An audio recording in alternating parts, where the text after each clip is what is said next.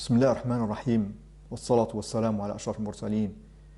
Mes chers frères, mes chères sœurs, comme je l'ai mentionné dans la vidéo précédente, mon collègue m'a posé la question sur les multiples épouses du messager d'Allah et il a dit: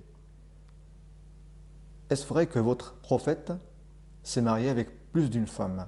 J'ai répondu sans hésitation: oui, il avait plusieurs femmes. Il a poursuivi: donc ce que j'ai entendu et ce que j'ai lu est vrai. Je lui ai dit: qu'est-ce que tu as appris à ce sujet? Il m'a dit: j'ai lu que votre prophète aimait les femmes et c'est pourquoi il avait beaucoup de femmes.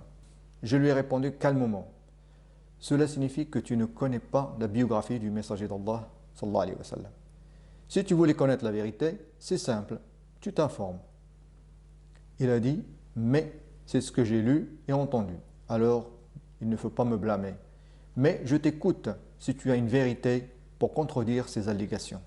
Alors j'ai continué: d'abord, il faut savoir que le messager d'Allah ne s'est marié pour la première fois qu'à l'âge de 25 ans. Et surtout, avant le mariage, il n'a jamais touché une femme. Quant à sa première épouse, Khadija bint Khuwaylid radiyallahu anha, elle était une femme riche et commerçante, et l'une des plus belles des honorables femmes de Quraysh. Elle avait 40 ans lorsqu'elle épousa le messager d'Allah, alors que lui n'en avait que 25 ans.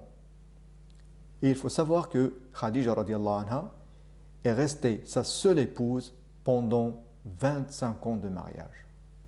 Oui, le messager d'Allah, Muhammad sallallahu alayhi wa sallam, a vécu avec Khadija radiyallahu anha et lui est resté fidèle jusqu'à sa mort quand elle avait 65 ans et lui n'en avait que 50 ans. Et l'année de la mort de Khadija radiyallahu anha a été nommée l'année du chagrin, car le prophète était très triste pour le décès de son épouse. Est-ce que tu penses qu'une personne qui aime les femmes se comporterait de la sorte? J'en doute. Il m'a répondu avec hésitation: je demande pardon, je ne le savais pas, mais quand et pourquoi a-t-il épousé plusieurs femmes? Alors j'ai continué: quand Khadija est décédée, il a eu beaucoup de chagrin, et quand ses compagnons ont vu cela, ils ont suggéré qu'il se marie pour que la future épouse remplisse le vide et s'occupe de ses filles. Et ils lui ont proposé Saouda bint Zam'a, qui était une veuve et une femme âgée. Et le prophète l'a épousée après la mort de son mari, et pour ne pas la laisser seule, elle a sauvé de la maltraitance des membres de sa famille qui étaient toujours non-croyants. Et après l'émigration du prophète à Médine, donc la Hijra, il a épousé Aïcha, la fille de son ami Abu Bakr as-Siddiq. Et c'est la seule qui n'était ni divorcée ni veuve. Donc ça veut dire qu'elle ne s'est jamais mariée avant lui. Après cela, il a épousé Hafsa, la fille d'Omar ibn al-Khattab, après la mort de son mari. Puis il a épousé Zaynab bintu Khuzayma, par pitié pour elle, après que son mari a été fait martyr à la bataille de Badr. Ensuite, il a épousé Salama, après la mort de son mari, qui était le cousin du messager d'Allah sallallahu alayhi wa sallam. Puis il a épousé sa cousine Zaynab bint Jahsh, après avoir demandé le divorce de son mari Zayd ibn Haritha, qui était le fils adoptif du messager d'Allah sallallahu alayhi wa sallam. Ensuite, il a épousé Juwayriya bint al-Harith, le chef des Juifs.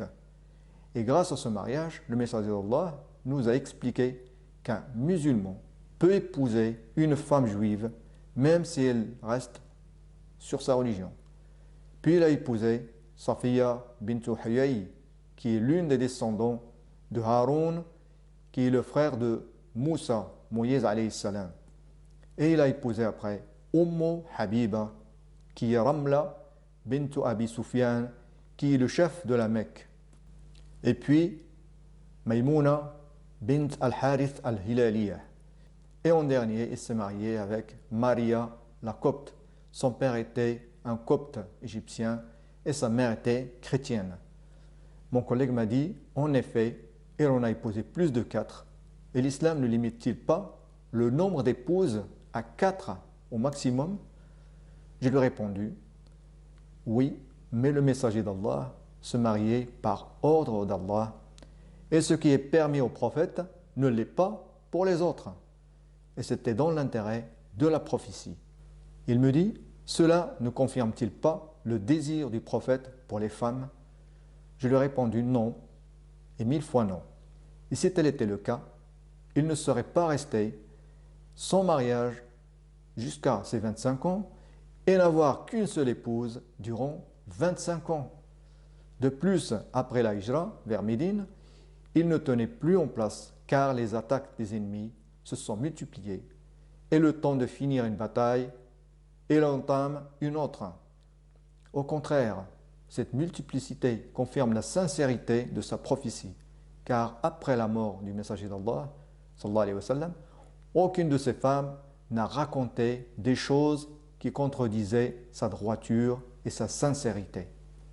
Il me dit, mais j'ai lu que votre prophète a épousé Aïcha alors qu'elle était encore un enfant. Est-ce approprié?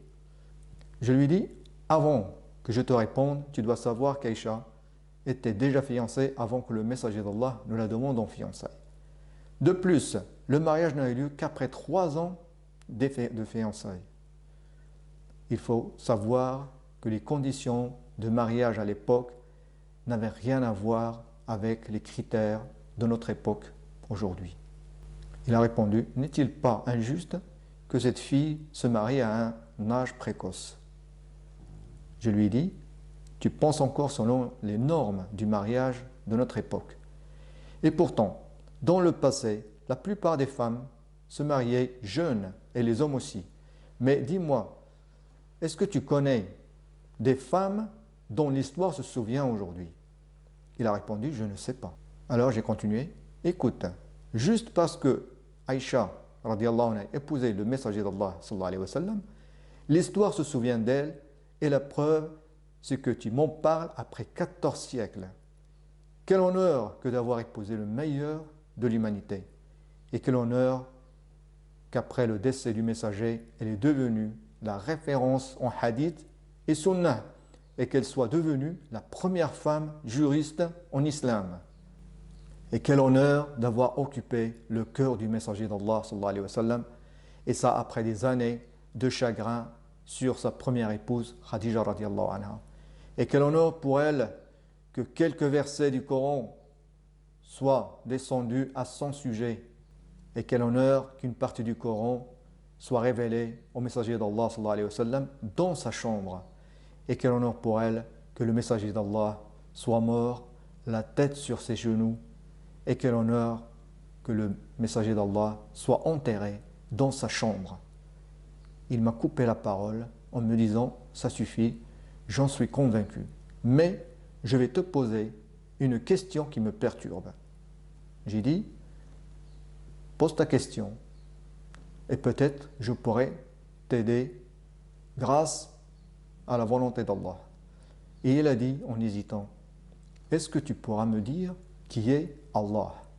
J'ai répondu, je vais t'expliquer ce que tu souhaites savoir et c'est ce dont je parlerai dans la prochaine vidéo par la volonté d'Allah. Wassalamu alaikum wa rahmatullahi wa barakatuh.